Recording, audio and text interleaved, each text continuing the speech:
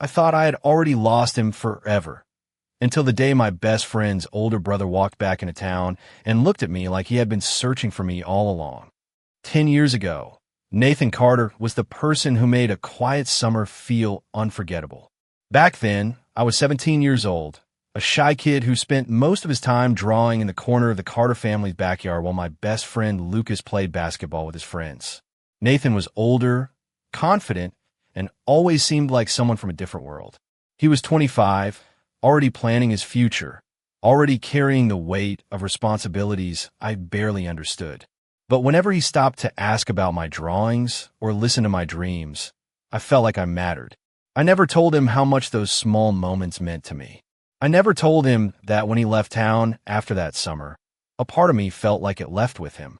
Life moved forward. I finished college, built a career as a graphic designer, and learned how to stop looking at the road outside my apartment every time I heard a familiar car pass by. I convinced myself that Nathan Carter was just a memory, a chapter from a life I had already closed. Then, one rainy afternoon, everything changed. The Carter family house, the same place where I had spent countless childhood afternoons, suddenly had lights on again. A dark SUV pulled into the driveway, and the person who stepped out made my heart forget everything it had learned about moving on. Nathan was back. He looked different, but somehow exactly the same. His dark hair was shorter, his expression more serious, and the confidence I remembered had grown into something stronger. He was no longer just Lucas's older brother.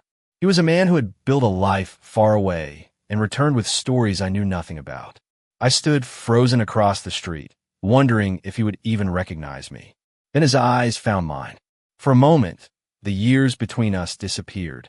"Ethan Parker," he said softly, almost like he was confirming that I was real.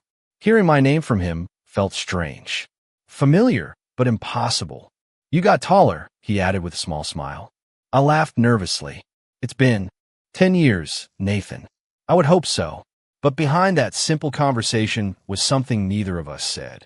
We both remembered the old summer afternoons, the conversations that lasted until sunset, the promises that were never finished. Later that evening, Lucas invited me over for dinner to celebrate his brother's return. Everyone treated Nathan like the hero coming home after a long journey. Everyone asked about his career, his travels, and his plans. But every now and then, I caught Nathan looking at me with an expression I couldn't understand. It wasn't the look of someone seeing an old family friend. It was something deeper, something filled with memories. And for the first time in years, I wondered if I was the only one who had never truly forgotten that summer. Maybe Nathan Carter didn't return home just because he missed his family. Maybe he came back because there was something unfinished waiting for him here. Maybe there was a reason fate had brought him back to the same small town, to the same house, and somehow back into my life. The strange thing about coming home is that the places you remember are never exactly the same, but sometimes the people waiting there are. After Nathan Carter returned to town, I kept telling myself that nothing had changed. He was Lucas's older brother. He was someone from my past, someone I should simply welcome back and treat like an old family friend. But every time I saw him, I felt the same quiet curiosity I had felt years ago when I was younger and still trying to understand my own feelings. The next few weeks passed in a way I never expected. Nathan stayed at the Carter family house while he worked on reopening a small local project he had always cared about. For the first time in years, the town saw him every day again. The man everyone remembered as the ambitious person who left to chase bigger opportunities was now walking through familiar streets, buying coffee from the same little shop, and greeting people who had watched him grow up. Somehow, despite everything that had changed, Nathan still felt connected to this place. And somehow, he still remembered details about me that I thought were long forgotten.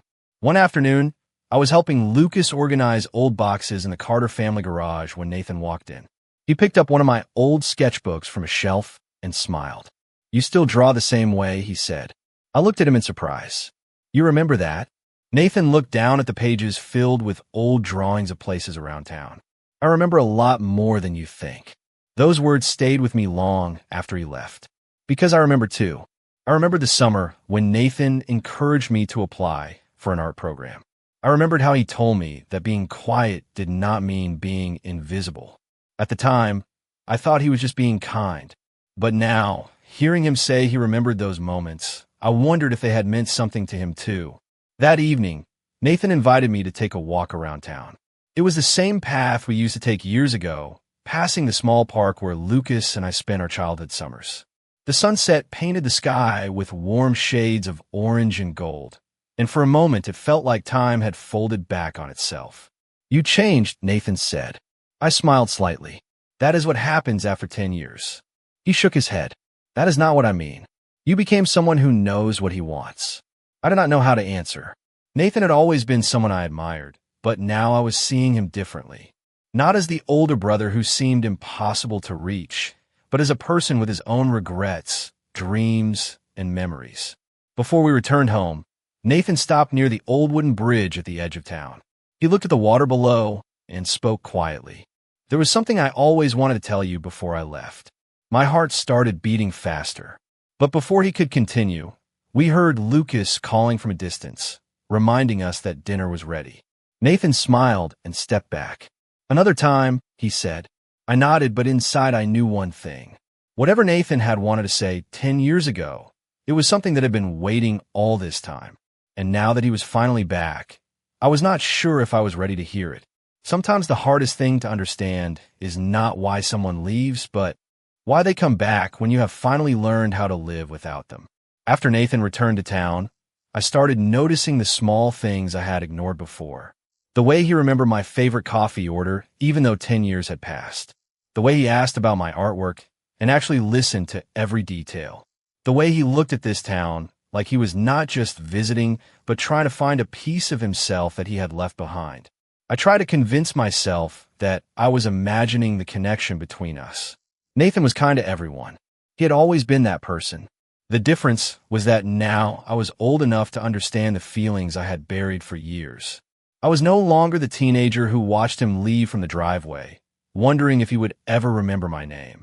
I was Ethan Parker, 24 years old, with my own career, my own apartment, and my own life. At least, that was what I kept telling myself. One Saturday morning, Lucas invited me to help his family prepare the Carter house for a small gathering. The entire place was filled with memories. Old photographs covered the walls, showing Nathan and Lucas growing up together. I smiled when I saw a picture of Nathan holding a basketball trophy while Lucas stood beside him looking annoyed.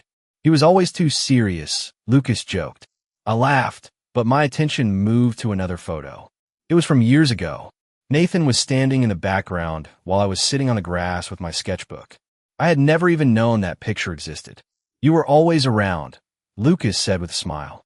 "I guess my brother was more patient with you than he was with anyone else." Before I could answer, Nathan walked into the room. His eyes followed mine toward the photograph. For a moment, he became quiet. "I remember that day," he said. His voice was softer than usual. "You were drawing the old bridge by the river." I looked at him. "You really remember that?" Nathan nodded. "You told me you wanted to create something people would remember forever." I smiled because I had forgotten those words myself. But Nathan had not. Later that afternoon, Nathan helped me carry some boxes from the storage room. We talked about simple things like work, family, and the changes that happened while he was away. Yet underneath, every conversation was something unspoken, a feeling that both of us noticed but neither wanted to name. "Do you ever wonder what would have happened if you stayed?" I asked before I could stop myself. Nathan looked surprised by the question. He took a moment before answering. "More often than you know." Those words stayed with me, because for the first time, I realized Nathan was not just someone who returned to his hometown. He was someone who had his own unfinished memories here. And somehow I was part of them. That night, I sat by my window watching the quiet streets of town. For years, I thought the past was something I had to leave behind. But Nathan's return had changed everything. The memories I tried to forget were coming back, not as painful reminders, but as questions waiting for answers. And deep inside, I knew the next chapter of our story had already begun. I spent years believing that the past was something I had already accepted, but I never realized that some memories were not waiting to be forgotten. They were waiting to be understood. After Nathan returned, the distance between us slowly started to disappear. We did not become close overnight, and maybe that was what made every moment feel more meaningful. It was not a sudden change. It was a collection of small moments that reminded me of the person he had always been. One evening, Nathan invited me to help him restore an old room in the Carter family house. It was a simple project, but the room was filled with memories from years ago. Old books, handwritten notes, and childhood belongings were still sitting exactly where they had been left. As we worked, I found an old wooden box tucked away on a shelf. Inside were photographs, letters, and small reminders of the summer before Nathan left town. I smiled when I saw a picture of myself holding a sketchbook. I looked so young, so unsure of the future. Nathan looked at the picture and quietly laughed. "You were always carrying that thing around," he said. I looked at him and smiled. "You were the only person who actually cared what I drew." Nathan became quiet for a moment. "That is not true." I looked confused. He continued, "I cared because you always saw things differently. You noticed details that everyone else ignored." Hearing that from him meant more than I wanted to admit. For years, I thought those moments only mattered to me. I thought I was the only one who remembered those small conversations and those quiet afternoons. But Nathan remembered too. Later that night, we sat outside the house while the town grew quiet around us. The same stars that watched us when we were younger were still above us. Everything looked familiar, yet everything felt different. "I owe you an explanation," Nathan finally said. My heart immediately knew he was talking about the past. "About leaving?" I asked. He nodded. "About a lot of things." Nathan looked down at his hands, choosing his words carefully. "When I left, I thought it was the right thing to do. I thought leaving would make things easier for everyone." I listened silently, but there were moments when I wondered if I made the wrong choice. His honesty surprised me. Nathan had always seemed confident, like someone who knew exactly what he wanted. Seeing him admit uncertainty made him feel more human than ever before. "Why did you never come back sooner?" I asked. Nathan looked toward the old road leading out of town. "Because sometimes people convince themselves they are protecting others when they are actually running away from their own feelings." The words stayed between us. I did not know exactly what he meant, but I knew there was something deeper behind them. For the first time, I realized Nathan's return was not just about coming home. It was about facing everything he left behind. And maybe, after 10 years of silence, we were finally ready to discover the truth about what happened before he walked away. The truth is not always revealed in a single moment. Sometimes it appears slowly through the little things people do when they think nobody is watching. After that night with Nathan, I could not stop thinking about his words. He had left town believing he was making the right choice, but now he was back, carrying years of memories he had never shared. I wanted to understand what happened, but I was also afraid of the answer, because a part of me had spent years wondering if I was the only one who cared. The following week, Nathan asked me to join him at the old community center near the park. He had decided to help restore the building as part of a project to bring more creative programs to the town. It was the kind of thing that reminded me of the Nathan I knew when I was younger. He always noticed what people needed, even when he never talked about it. While we were organizing supplies, I found a small box filled with old community event posters. One of them caught my attention. It was from the summer before Nathan left. My artwork was printed on the corner of the poster. I stared at it in disbelief. "You kept this?"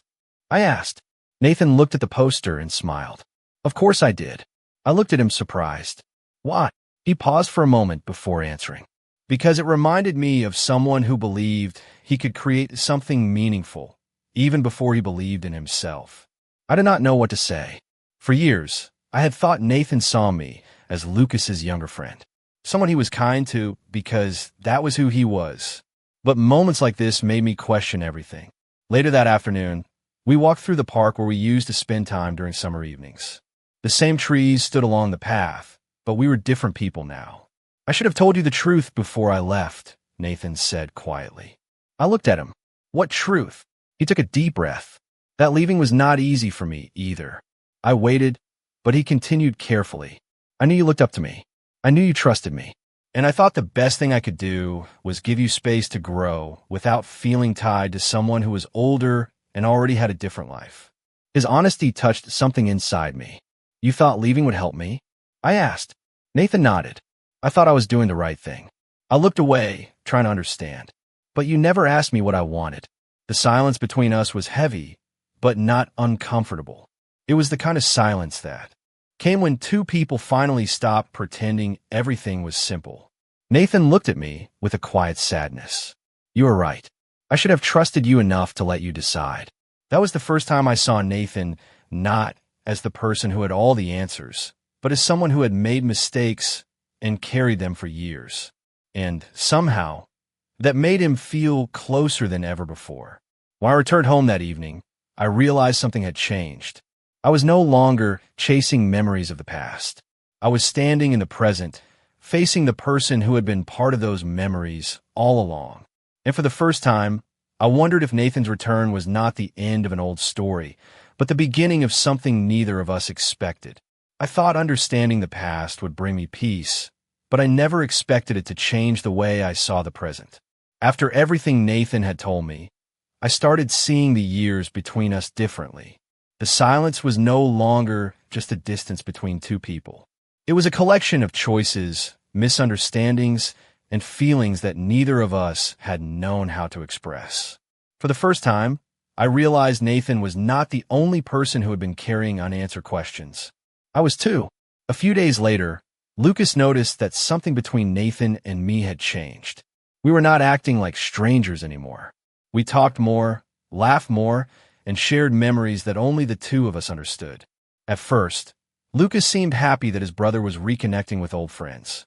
But eventually, he became quieter. One evening, while we were sitting outside the Carter house, Lucas asked me a question I was not prepared for. Can I ask you something about my brother? I looked at him. Of course. He hesitated before continuing. Why does it feel like Nathan remembers things about you that even I do not know about? I did not know how to answer, because the truth was complicated. Nathan and I had never crossed any boundaries. We had only shared conversations, memories, and a connection that I had never fully understood. But I also knew there were feelings from the past that had never completely disappeared. Nathan was always kind to me, I finally said. Lucas nodded slowly. That is what makes this confusing. My brother has always been protective of people, but with you, it was different. His words stayed in my mind long after that conversation ended. The next day, I decided to give Nathan some space. I thought maybe creating distance would make everything easier. But Nathan noticed immediately. When I stopped by the community center to drop off some design ideas, he looked at me with concern. Did I do something wrong? He asked. I shook my head. No, I just think maybe things are becoming complicated. Nathan was quiet for a moment. Then he said something I never expected. Ethan, complicated does not mean wrong. Those words made me stop. Nathan explained that he had spent years avoiding difficult conversations because he was afraid of making mistakes. He thought keeping distance was the safest choice. But now he realized that silence could hurt people too. I did not want to disappear from your life again, he said. There was no pressure in his voice, only honesty. That moment changed something inside me. Because for years, I believed I was the only one who wanted answers. I believed Nathan left because I did not matter enough for him to stay. But now I understood something different. Sometimes people leave not because they do not care, but because they do not know how to handle what they feel. And as Nathan stood there, finally opening the door to the past, I knew we were both standing at a choice. We could keep protecting ourselves with distance, or we could finally be honest about the memories we had both carried for so long. The hardest part about finally telling the truth is realizing that the truth can change everything you thought you knew. After my conversation with Nathan, I spent days thinking about his words. He did not want to disappear from my life again. For years, I believed I was the only one holding on to memories from the past, but now I understood that Nathan had been carrying his own regrets too. The difference was that he had been brave enough to finally admit it. I was still trying to understand what that meant for me. The town continued moving as it always had. The coffee shop opened every morning, the streets remained quiet in the afternoon, and the Carter family house still stood at the end of the same familiar road. But everything felt different because I was no longer looking at Nathan as a memory. I was seeing him as someone who was here, someone who could actually become part of my present. A few days later, Nathan asked me to join him at the community center after sunset. He wanted to show me something he had been working on. When I arrived, I found a small room filled with old drawings, photographs, and artwork from people around town. He had created a space where local artists could share their work. "You always believed this town had stories worth telling," Nathan said. I looked around in surprise. "You remembered that?" He smiled. I remembered everything.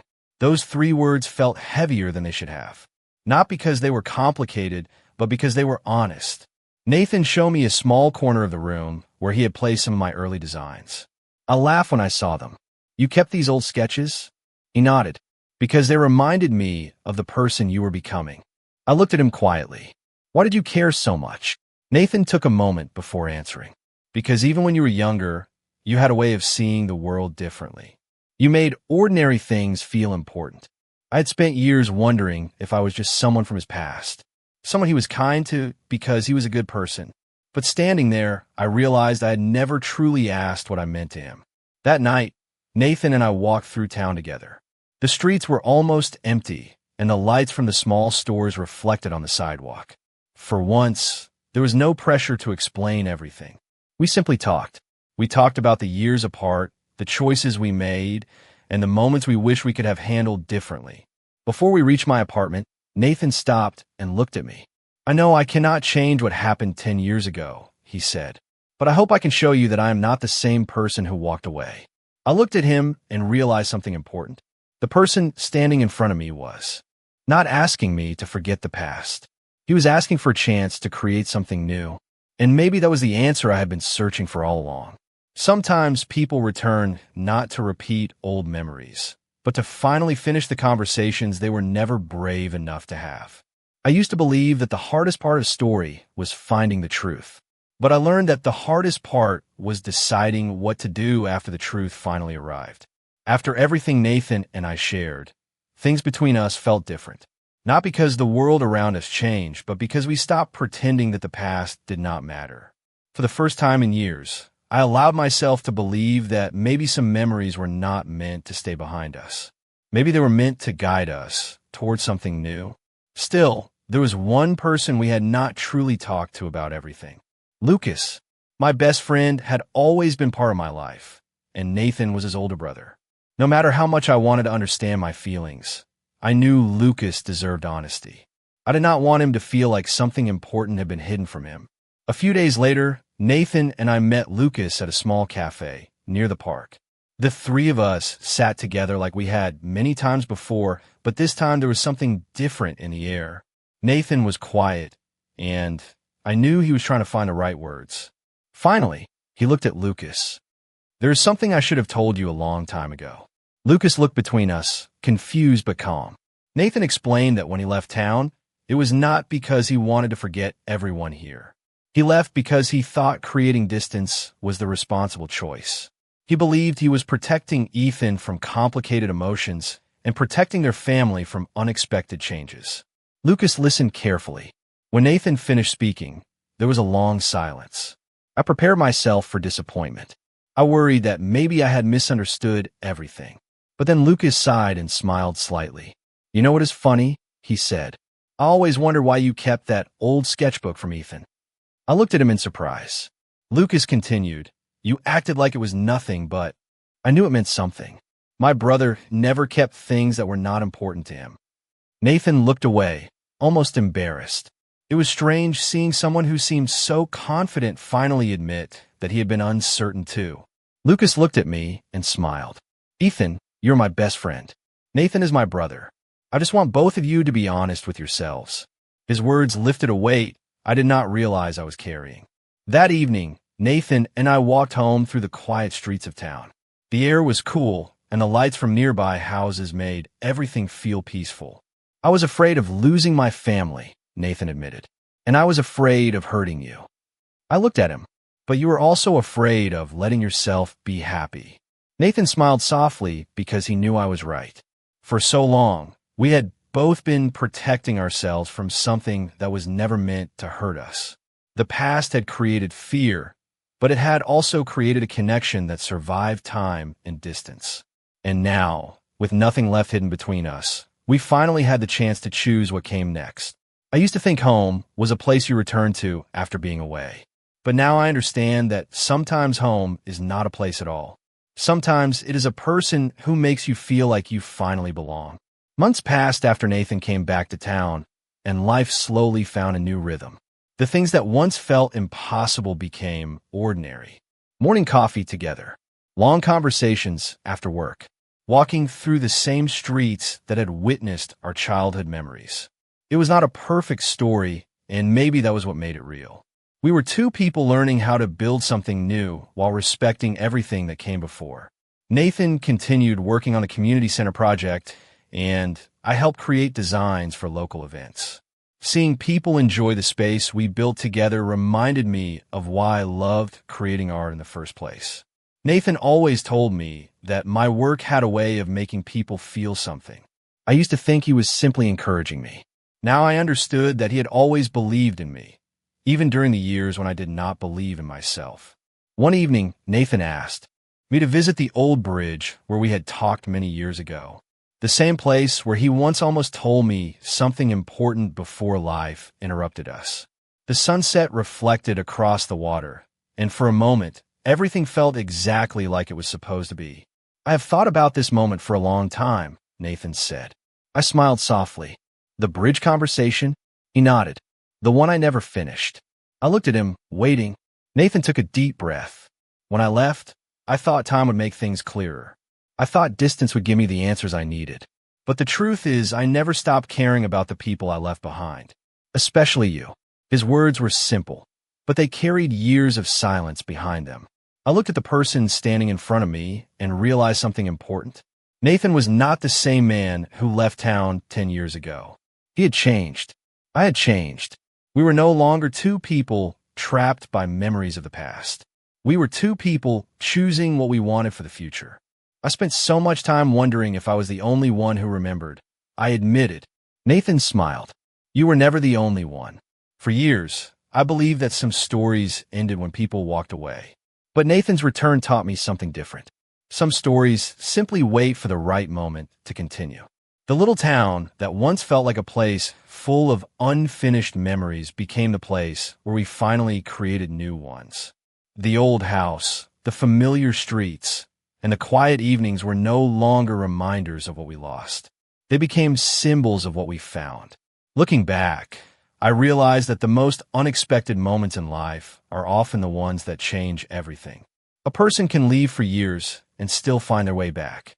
A memory can fade and still remain important. And sometimes, the person you thought belonged only in your past becomes the person who helps you build your future.